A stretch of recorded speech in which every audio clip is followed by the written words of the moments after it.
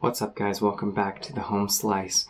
I've got another rope of death test for you today, and I just want to say a quick thank you to my viewer Danny, who sent me a couple of knives, one of them being a Spyderco Salt 1. Now, I'm going to get onto some H1 testing when we sort out sort of which rope cutting method gives us the best data, because I'd like to do some research into work hardening. I'd really like to see if we can analyze the effects of that. But for now, I've been trying to figure out what causes a knife to get through this death rope. And I had a thought that I haven't tried out a hollow grind yet, and that perhaps the thin geometry that extends quite a ways could assist in getting through the death rope. So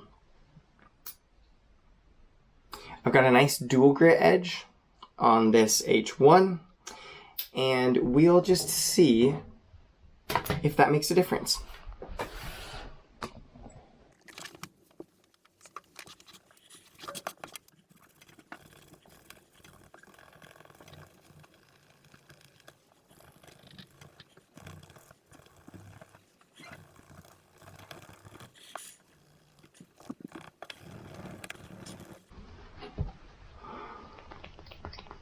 Okay.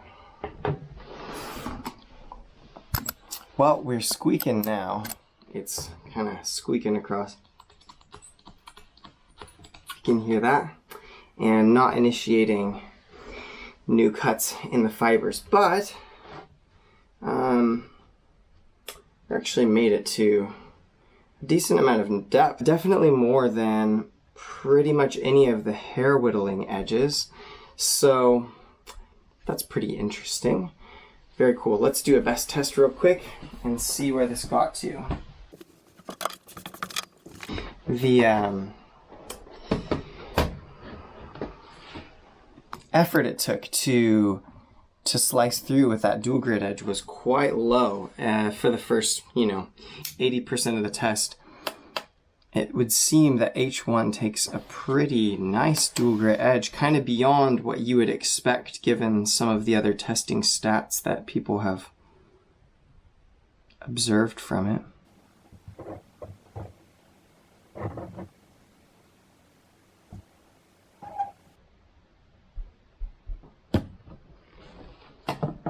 Okay, 780. 780. Let me see, I just tested something that ended up 780. What was it? The Benchmade 943 with S30V with a coarse edge ended up in the 700 range. So, interesting. Both of these edges, surprising performance on this. I think I'm slowly coming to the conclusion that this death rope is too much, but I'm going to try a couple more things just to see if there's a trick up my sleeve. But for now, I hope you guys have a great day, and I'll just say peace out from the Home Slice. Bye, guys.